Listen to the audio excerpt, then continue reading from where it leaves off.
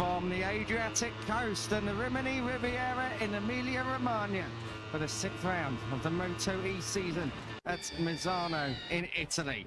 It is a titanic scrap, perhaps one of the best yet, just when you think someone is getting into their stride and rhythm. And it's going to pull clear. Another twist in the MotoE road occurs. And now there's the prospect of going down in history as the last ever MotoE world champion. The news broke on Thursday morning that the class won't continue beyond this season and will be on a hiatus, meaning that there's the desire to write your name in history. You join myself, Kiko Charles and Neil Morrison alongside me up here in commentary, and Elliot York down in pit lane for the penultimate MotoE qualifying session of the year and indeed ever. Before MotoE does have the plug pulled on it though, Neil, what are some of your favourite MotoE memories from over the last 6 years and 7 seasons? Oh, well, there's too many to think of, people. You put me really on the spot right there. I had to go for one. It would have to be the finale of the 2021 series, where Egeter, Torres coming together on the last lap of the last race, turn 14, and yeah, controversy upon. And there might still be another twist in this year's tail, and you can see already in qualifying in Q1, Lorenzo Baldassarri and Jordi Torres had not been in Q1 all season, Neil, find themselves down there today right at the wrong time for Lorenzo Baldassarri, your joint championship leader. What a nightmare. Yeah, what a nightmare around the track that is supposed to be not necessarily his own, but one that he has had great success at in years gone by. 2016 Model 2 race winner at this circuit was Lorenzo Baldassarri. Was always something of a track specialist when we came here back in his Model 2 days. And as you said, Kiko, tied for the championship lead after the first 5 rounds of this MotoE World Championship. 132 points has Baldassarri, as well as Mattia Casadei, and he really needs to make it work in this Q1 session. And Lorenzo Baldassarri has yet to win in 2025, so he might well add his name, but he's going to have to do it the hard way this weekend, you feel. Welcome back to Maria Herrera. She's also down in Q1 and having just come back from Magny-Cours in the World WCR event over there alongside the World SBK paddock. Jordi Torres was on the front row last time out, Neil. A real disaster for him as well. He's having to come through Q1 too. Yeah, it's been a tough week, although he was on the front row last week, Kiko. A good qualifying for him. It was actually a disastrous couple of races. He was shuffled back to 9th in the first race of Barcelona, then crashed out at turn 5 in race 2, and that pretty much effectively ended Jordi Torres' hopes of winning this year's MotoE World Championship. Unfortunately, he has won it twice before, but yeah, he will be looking to come through this session as well as one of the stars of this year's rookie contingent. Yes, Tibor Erik Varga, what a surprise package he's turned out to be, and the fans have made the trip all the way from Debrecen in Hungary down here to Rimini in Italy for the San Marino GP, of course, this weekend. Tibor Erik Varga, fantastic outing back in Austria, and of course grabbed that whole shot that we've spoken about so many times before. That was back in Hungary at turn 1 race 1. It didn't actually pan out the way that he would have liked to, but Tibor Erik Varga maybe, just maybe, going to come through to try and cause a little bit of a stir. We are 15 seconds away from going green. You can see that we have Raffaele Fusco here on the Onguetta 658 Quadricorsa team. It has been a very, very tricky year for those guys, and it's been all about consistency really further down the field. You can see the bikes are starting to head down towards pit lane exit, a long old pit lane exit here, and 10 minutes for MotoE Q1 is about to get underway. Before we do, it's only right that we ask a prediction from our experts downstairs in pit lane. Elliot York, who are you choosing to move through to Q2? Hello, good afternoon, gentlemen. Yes, I'm stood opposite Lorenzo Baldassarri as things stand. Even at this moment, he's all a tiny comfortable on that bike. So, although I'm predicting him to go through, all is not seemingly going smoothly so far for Baldassarri. But I think there's been a chunk of big bad right, going directly, a massive disappointment as well. And then people are fully running for this. Well, obviously, experience potentially paying in the next 10 minutes. What about you boys?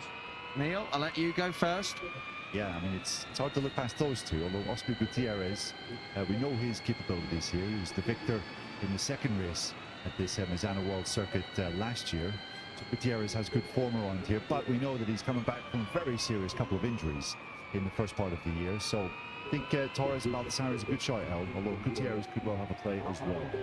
I'm going to go Balda and Hosiuk.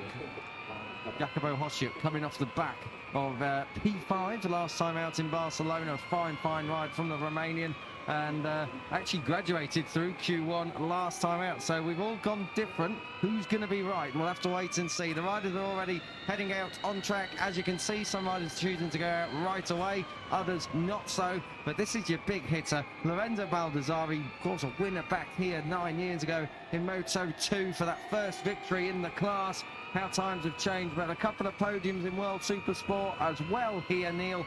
This is Lorenzo Baldassare's home round. It doesn't get much more home round for the number 7, and he did not expect to find himself as joint championship leader going through Q1. Yeah, it is something of a surprise to see Balda this far down. It will be interesting to maybe catch up with maybe some thoughts from his team at some point today, just to find out what is going on, because Baldassare's record in races has been so consistent and impressive in 2025 so far. I keep saying this every weekend, Kiko. I'm surprised you haven't likened me to a broken record, but he's still yet to finish outside the top 6 in his rookie MotoE campaign. That is very impressive consistency. Hasn't quite managed to stand on the top step, and we saw maybe just a little bit of messiness on the final couple of laps in Barcelona last week, didn't we? In race 2 especially, when he was there in the victory fight, but just ended up, he copped the penalty for exceeding track limits, didn't he? Ended up down in 6th, and the points that he lost for that, you have to imagine, could be very costly come the end of this season. You get the feeling that the win is within striking distance for Lorenzo Baldassare. He's probably just got to go about his business in a slightly calmer way. That win will come. It can't be forced, but he leads the charge down towards turn 1. He's got Luca Bernardi, I think, that he's just behind him. And then it is Tibor Eric Varga. Yeah, thankfully it says Bernardi on the timing screens, not Alessandro Zacconi. He had a little bit of an issue with their transponders in the first race in Barcelona last week. And Kiko, I'm delighted to say that you've actually got your voice back, because there was so much screaming done on the Saturday in Barcelona from the 2 MotoE races. I mean, it was drama personified, wasn't it? It really was, and the on-track action was very much the same, wasn't it, Neil? Not just the commentary box. Oh, you were talking about the track action. I didn't realise. It was good fun for sure. I did have a. Well, I won't give the name away of what it was, but I did have a lubrication at the end of Saturday and particularly Sunday's weekend back in Catalonia, and I think the Golden Nectar just helped me get back into tune, unfortunately for your ears.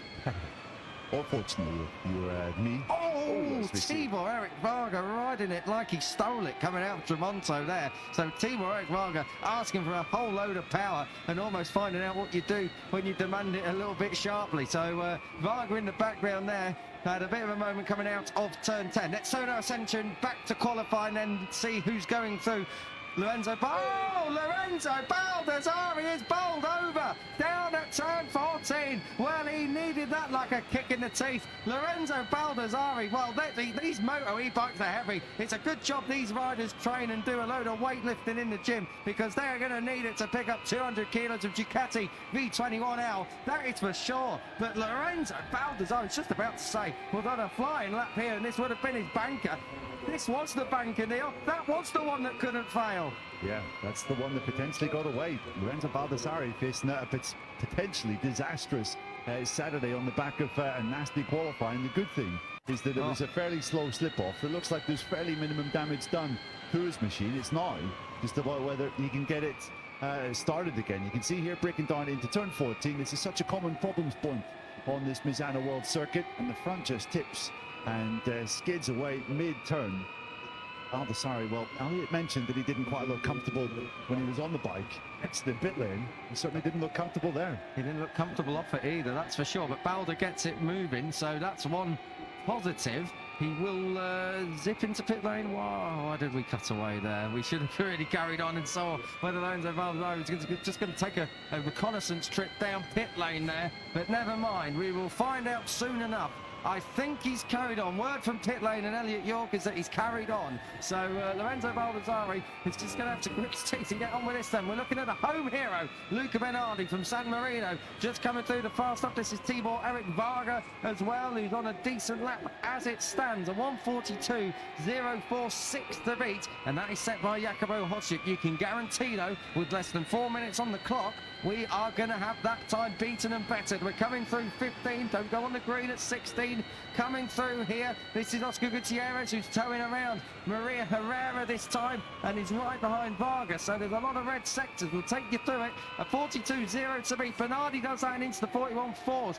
Gutierrez pushes Varga out. Herrera's moved up into third as well. 41.5 for Gutierrez. So 1:41.540 is the time that everyone is aiming for. 4 thousandths of a second between Gutierrez and Herrera, Neil.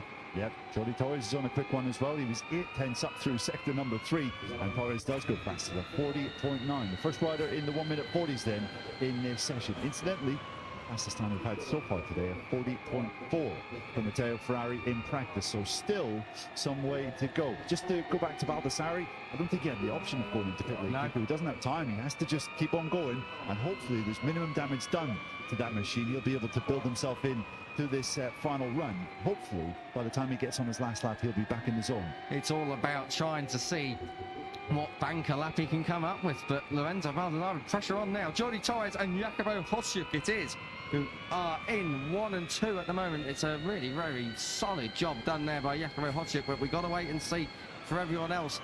Who is it going to be that goes up towards the pointy end in that pole position shootout? The top 2 from this joining 8 riders are already seeded through. Jordi Torres finds himself down in Q1 for the first time this year, and so far has it done. Jacopo Hosjuk looking to try and come through for the second round in succession, but we're looking at Luca Bernardi, who is trying to come through too, and Luca Bernardi yet to go into Q2 in 2025, and we're better to do it than at home at Misano. Coming through turn 16, the Misano corner, and out onto the curves, down, back across the straight and down across the line. Bernardi moves up into P2, and that is a 1:41.132. So there's a little bit of time there now between Bernardi and Hosjuk, a couple of tenths of a second. Jordi Torres, this is an incredible lap coming. If he can hold this to the line, we could be on for the fastest time of the weekend. Down to the finish line, Torres does a 1:40.1, and indeed, Neil, that is exactly what you were alluding to. It is the fastest time of the weekend so far, and that will be it for Jordi Torres across the park chicane. Yeah, that should definitely be enough, you would imagine, for Jordi Torres to qualify into Q2. 9 tenths of a second advantage over P2, and that should certainly be enough. Torres was, what's that, 2 tenths of a second off the outright circuit record, so we could well see the lap record fall when Q2 comes around. Look at Lorenzo Baldassarri here on a decent lap time. He's not going to be taking Jordi Torres off top spot, but you know what, this might be good enough for 3rd or 4th in this session, provided he can nail that final turn. It looked pretty clean to me for the number 7, and he comes across the line. It's 5th for Baldassarri. Not bad in the circumstances. It's a matter of damage limitation, you feel, for Lorenzo Baldassarri. He gets one more flying lap as well. So Baldassarri, each lap that he does here, he's just going to be growing in, building in confidence. But really, I'm very, very surprised that he finds himself out where he is at the moment, given that accident. He was going in hot there at turn 4, but just gathered it up. I can tell you off camera, Alessio Finello has moved up into P2 and dismounted Luca Bernardi, so it's all going off at the top.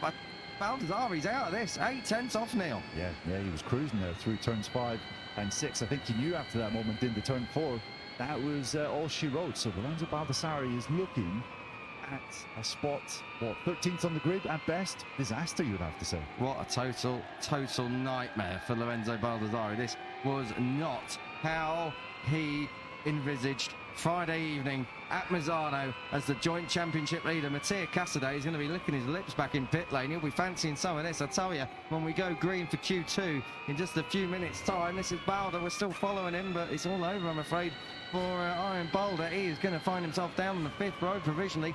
Well, not provisionally, at best.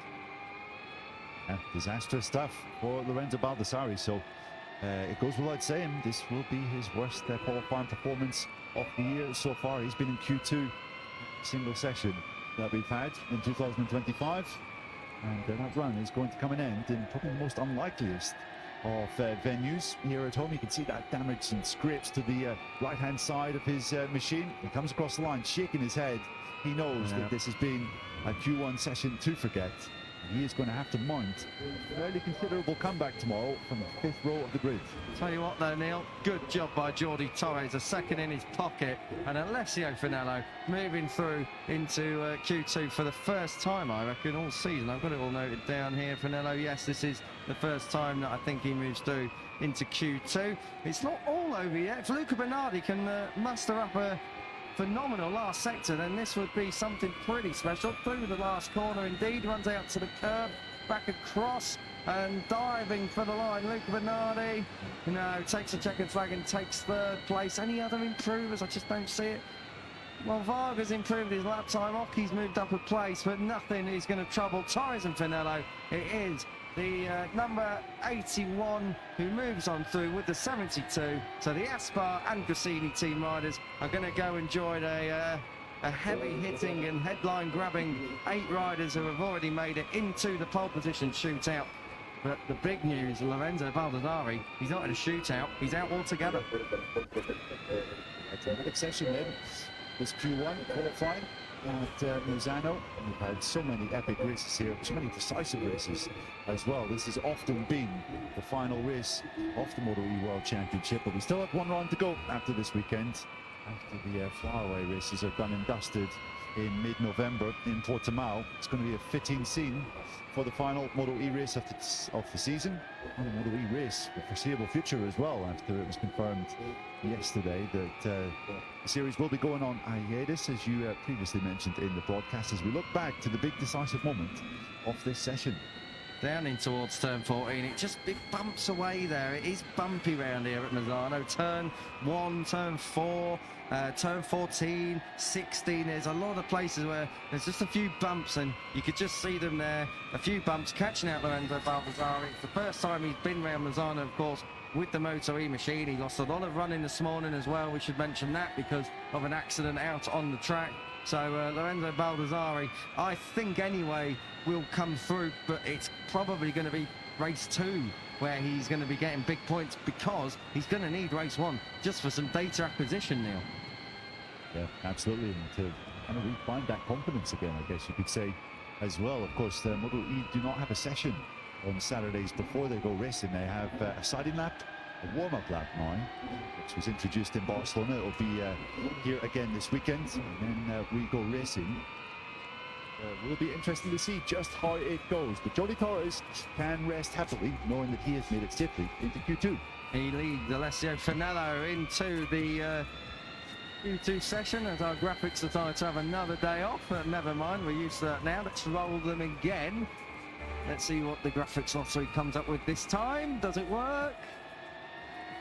It does. Jordi Torres, Alessio Finello, Luca Bernardi, your top 3, but only the top 2 move through. Hosjuk, Lorenzo Baldessari, that is 13th on the grid, ahead of the 5th row, ahead of Gutierrez and Herrera, Tibor Eric Varga, Raffaele Fusco and Tommaso Occhi, completing your Q1 order.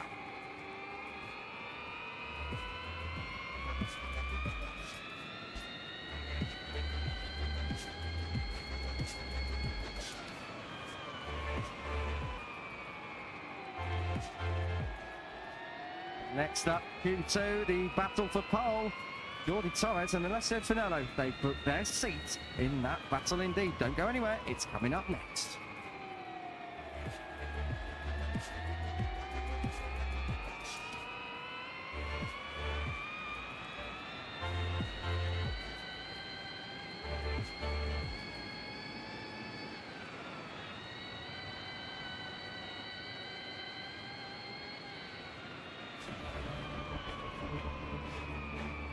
Welcome back then to qualifying in MotoE. Part 1 is done and dusted. We move on to Part 2 and Q2 at the San Marino GP, and we move on without Lorenzo Baldessari. A total nightmare in Q1. He stays out, and it is actually Jordi Torres and Alessio Finello, who moved through into Q2.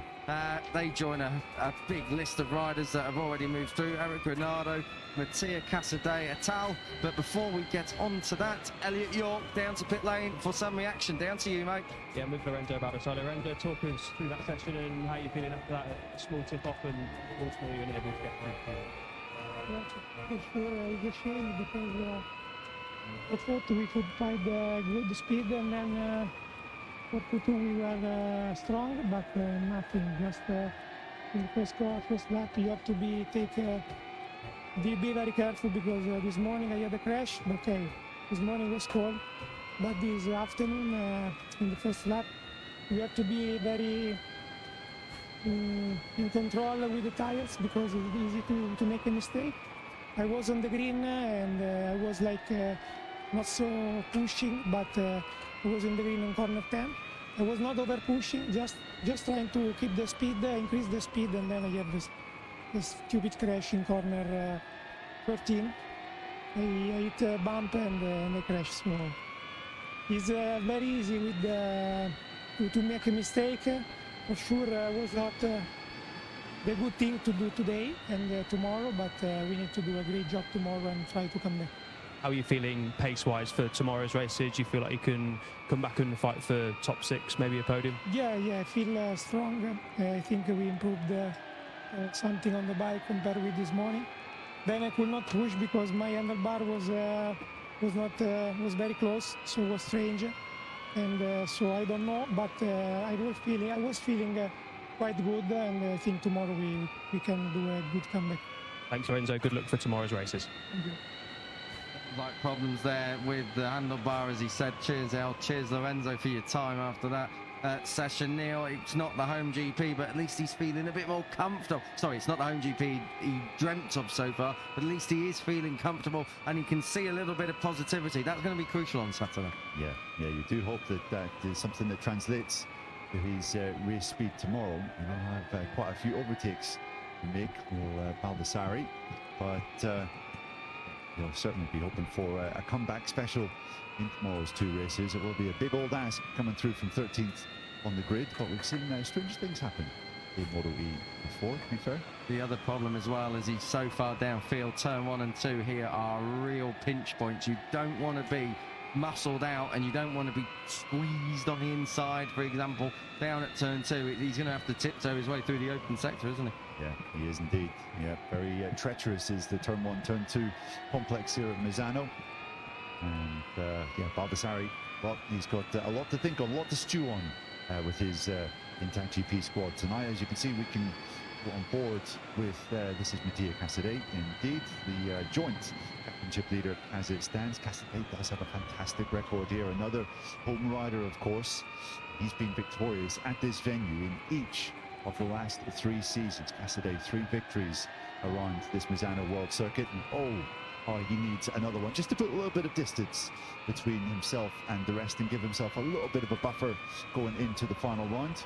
The last thing he needs is a slip up now, particularly with Lorenzo Baldassare down and out already in Q1. We do not want to see anyone obviously slipping up with big style, but this is a chance for Mattia Casadei. It was a chance not taken when Andrea Mantovani had his dip, and now Andrea Mantovani's come back into some kind of form. He's already here and he's right on screen, 4th in practice. Mantovani's now out of this. He's only 23 adrift. Yeah, he really did need to refine some of that magic that we saw earlier in the season. Mantovani so strong in the first 2 runs of the year at Le Mans and Assen, but really dropped away since then. And qualifying was something of a nightmare for him over the last couple of races. 12th, 15th and 12th he's been qualified on the grid for the past 3 GPs in Austria, Hungary and Barcelona. And for the first time this year, he finds himself in Q2 directly from practice. As I said, just when you think someone starts to steal a march and build some kind of momentum, it's not how it unfolds. We are green already in MotoE Q2, and in this one, well, there's some names. Hector Garza, your reigning world champion, Andrea Mantovani, Matteo Ferrari, Kevin Zanoni, Nicola Spinelli, Mattia Casadei, Eric Granado, your double winner from Barcelona, Alessandro Zacconi, Alessio Finello and Jordi Torres, those two have just joined and come up through Q1. Yeah, and a practice held earlier today over lunchtime was anything to go by. We're going to see a ridiculously competitive qualifying session here, Kiko. We had the top 6 names in practice separated by 0.106 of a second, just over a tenth of a second, covering 6 names. So it was ferociously tight and competitive. And someone's down, I think we can hear in our headset. Surely they are. That's right, someone's down at turn 2. Is that around turn 4, turn 5 potentially? Looks as though it is Casadei. It's Casadei. Can you believe this? Mattia Casadei has crashed on his outlap. Well, this is a new low for the number 40. Mattia Casadei. Has he done it on his own? It's at turn 6. He's not even leaning over. Mattia Casadei has binned it already. Yeah. We are going to have our joint championship leaders, Neil, starting on the 4th and the 5th row of the grid. Yeah, as you can see, there is no saving that bike. That one is out of commission for the rest of this session. So Casadei is going to be starting 10th on the grid, just 3 places ahead of the rider who is joint top championship with him. That is a massive missed opportunity for the Italian. He crashed out on the last lap at Assen in race 1. He crashed out on the first lap in Austria from the lead both times in race 1. He crashed out of the lead battle in race 1 last time out in Barcelona. But I don't think neither of us, pit lane experts, Elliot York, the team, even Mattia Casadei himself would have thought that Q2 with his main championship rival, I don't think he would have imagined it. Ferrari goes on deep as well at turn 4 and scrubs that lap out as well. But Mattia Casadei had an open goal and he scored an own goal. He did. Does anyone want to win this MotoE World Championship in 2025? I'm going to go out in a minute.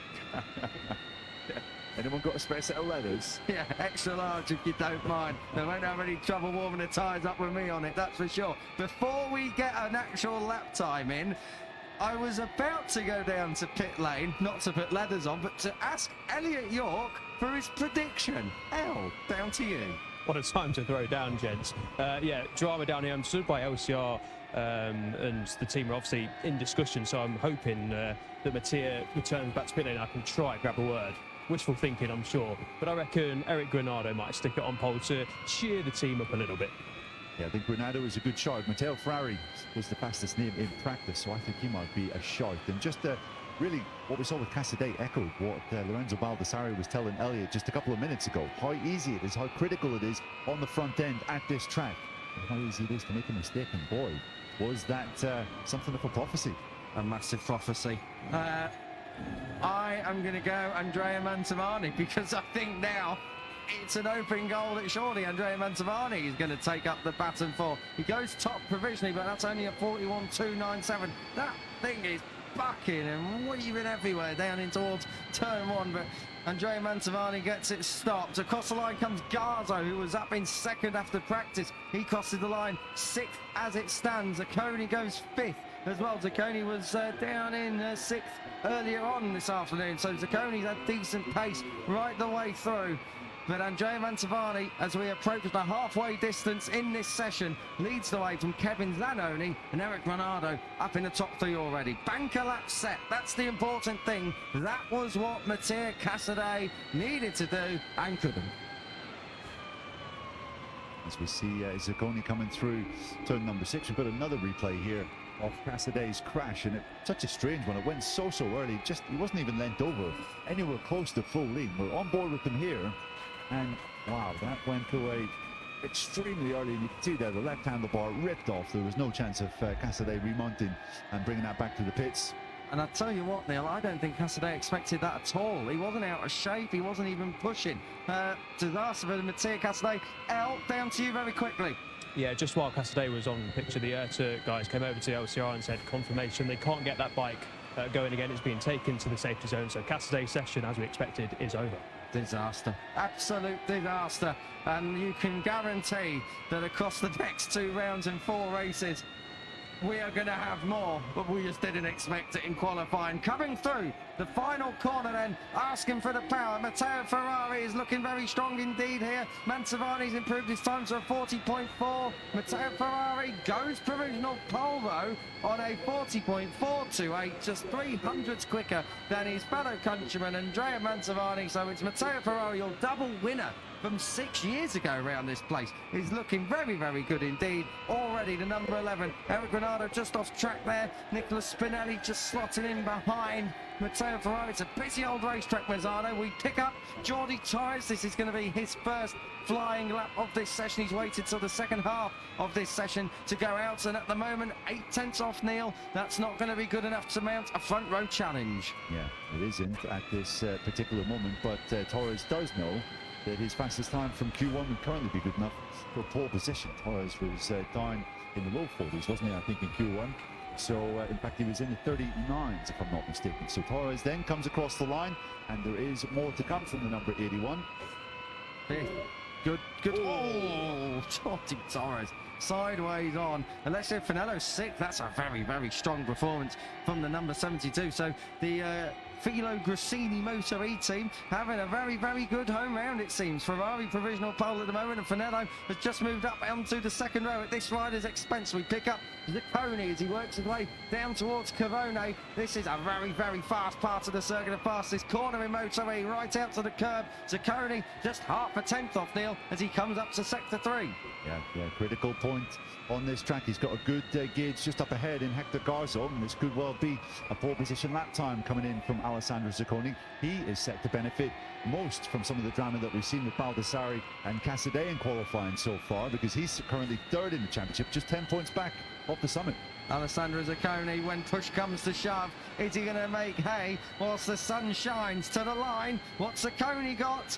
Provisional pole, 40.311. Alessandro Zacconi moves the goalpost just a little bit more. For everybody else, it is an Italian 1, 2, 3 on that front row. It's an Italian 1, 2, 3, 4, 5 in the championship standing. So perhaps not a total surprise here at Misano. We pick up Finello again. This is down towards turn 14. He's got Jordi Torres as a marker. Alessio Finello 1.1 off, middle of that third row as it stands through turn 15. You've got to be so careful through there, and then down towards turn 16, the Misano corner for the completion of this, what will be a personal best lap for Finello. Where does this put him? Does it move him up? It doesn't, but he does improve his time. Yeah, we need to look at Mantovani, Spinelli and Granado all on fast laps, and here they are. Well, here is Granado anyway, coming through Carboni. You can see he's 0.2 of a second underneath the fastest time through split number 2. He's got Nicolas Spinelli just up ahead. Spinelli, such a dark horse in this year's championship. He's ghosted up into 4th in the championship standings, just 18 points back up the summit. He has 2 podiums in the last 3 Artins as well.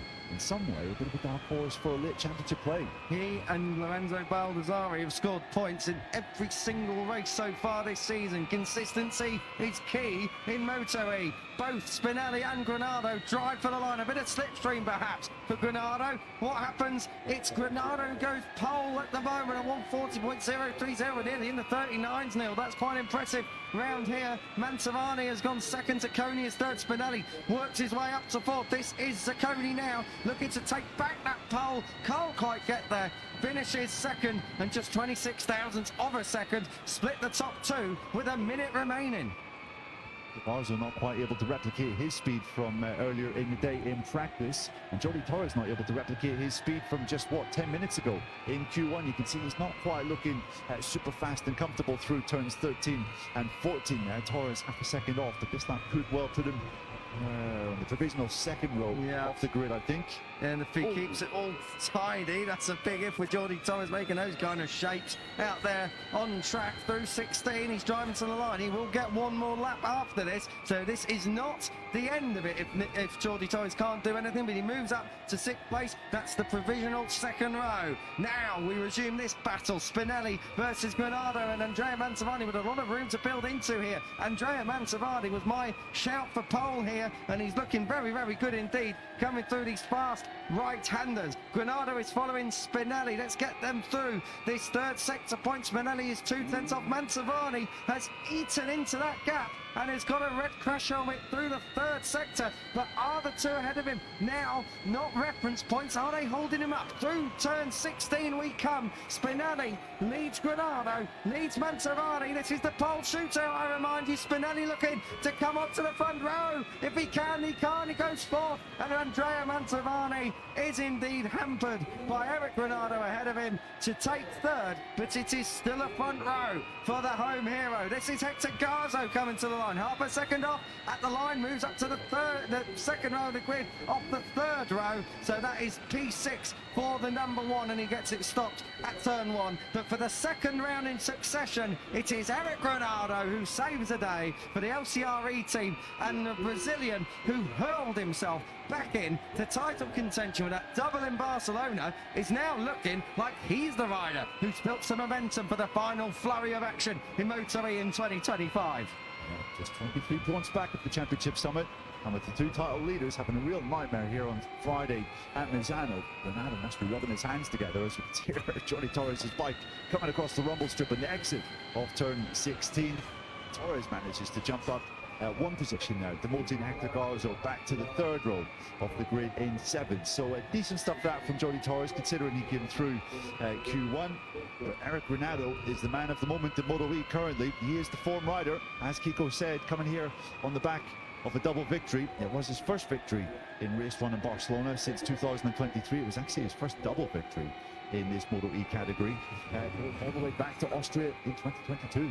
It's been a while since we've had three winners, one rider winning 3 races in consecutive fashion. It was Mattia Casadei in 2023, so it's been a while, but Eric Granado is staring down the barrel, and he's made it a bit easy for him on Friday afternoon. He's definitely given himself a head start by bagging pole here at Misano. Look at those MotoE bikes slide their way through Corone at turn 11. This is Alessandro Zacconi returning to that front row, and what a time to come good, Neil.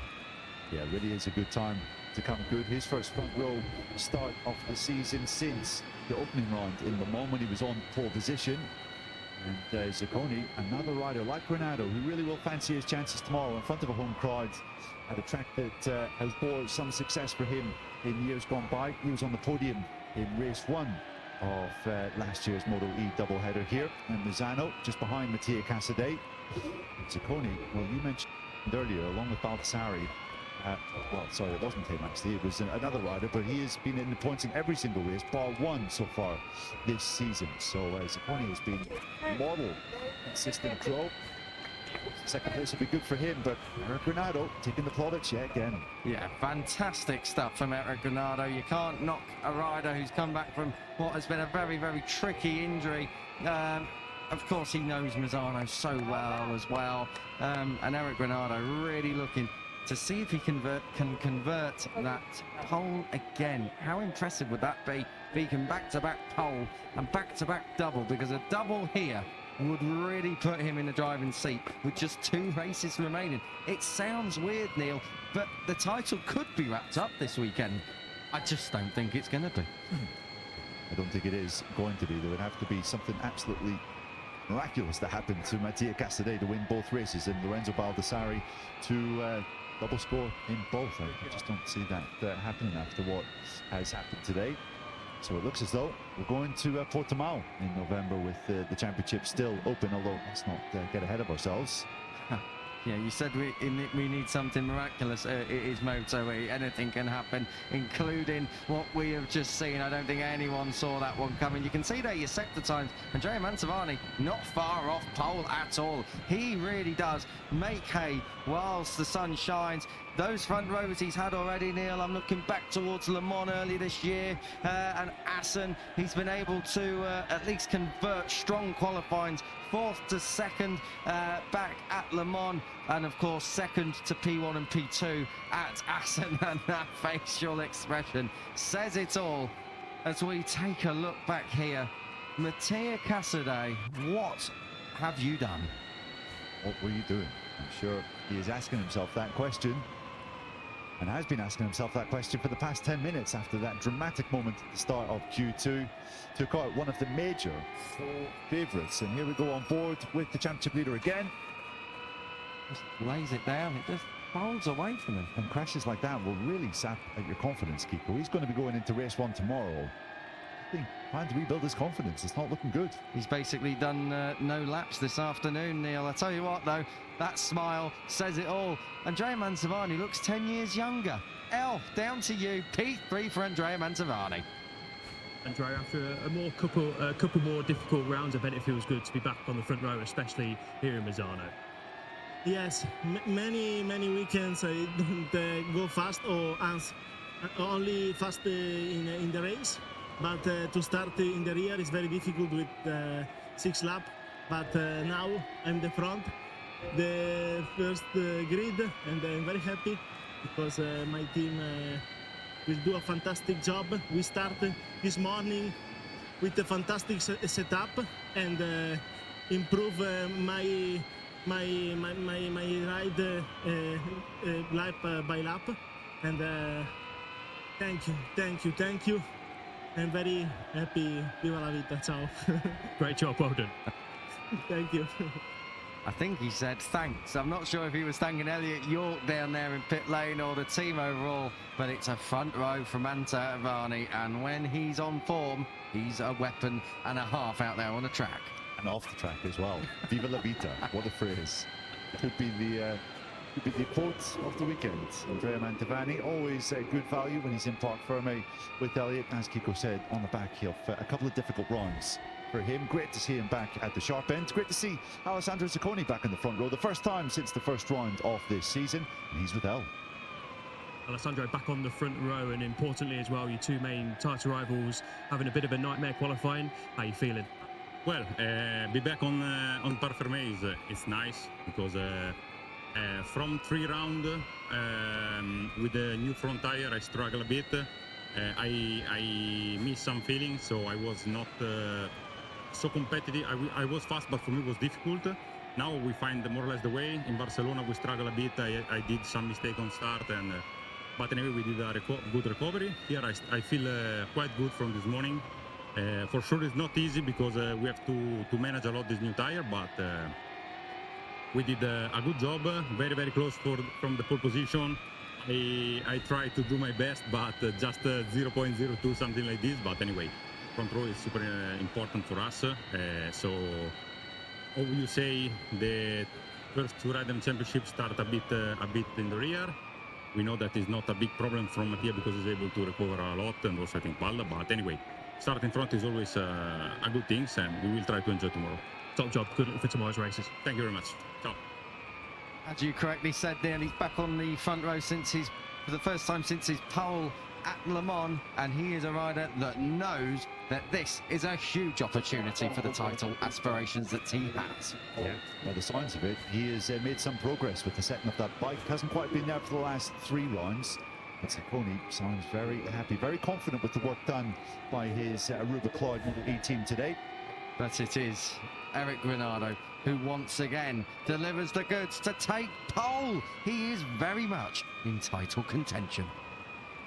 Eric, the perfect weekend in Barcelona and now pole position in Misano. You must be pretty happy and confident of more victories potentially tomorrow.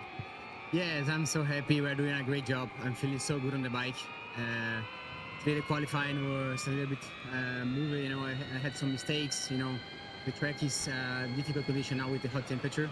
But finally we did it. I'm so happy. I want to say thank you to my team. I had a big crash this morning, so they rebuilt the bike and the bike was perfect. So this is amazing to have this feeling again, like Barcelona. So I'm ready for both races. For sure it will be tight races, you know, here. Everyone is so close. So I'll do my best and let's see what happens. Great job. Good luck for tomorrow. Valeu. Eric Granado back on pole, back-to-back poles.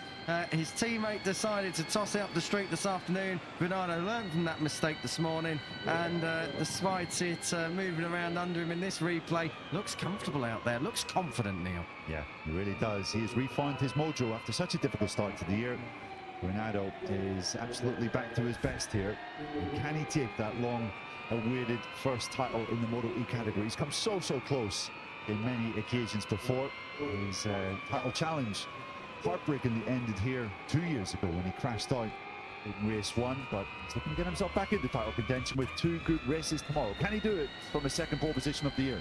The form guide says yes, our double winner from Barcelona. Eric Granado leads the charge once again here at Misano. Zacconi and Mantovani joining him on the